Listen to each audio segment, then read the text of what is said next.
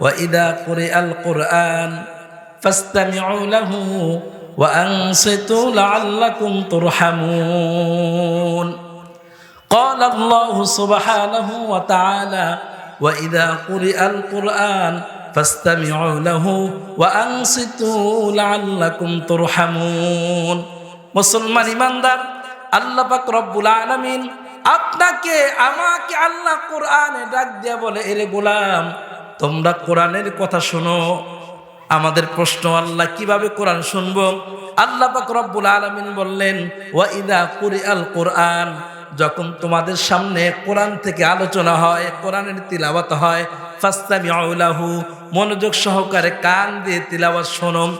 ওয়া ইযা কুরিআল কোরআন ফাসতামিউ লাহু, তোমরা খুব মনোযোগ সহকারে আলোচনা শুনতে থাকো।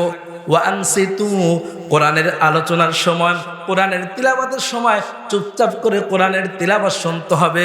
কোনো রকম লড়াচড়া করা যাবে না, কোনো প্রকার আলোচনাও করা যাবে না, কথা বলা যাবে না। প্রশ্ন হতে পারে হুজুর মনোযোগ সহকারে যদি কোরআন শুনি, মনোযোগ সহকারে যদি কালামুল্লাহর তিলাওয়াত শুনি তো আমাদের লাভ কি? আল্লাহ পাক রব্বুল আলামিন বলে বন্ধু উম্মতকে জানায় দেন যারা দুই শর্ত রক্ষা করে কোরআন শুনবে। এক নম্বরে মনোযোগ সহকারে কোরআন শুনবে, দুই নম্বরে চুপচাপ করে কোরআন শুনবে। আল্লাহ পাক রব্বুল আলামিন বলেন আমি আল্লাহ ওই লোকদের উপরে আমার খাস রহমতের ফয়সালা করে দিব। আওয়াজ করে বলেন না সুবহানাল্লাহ।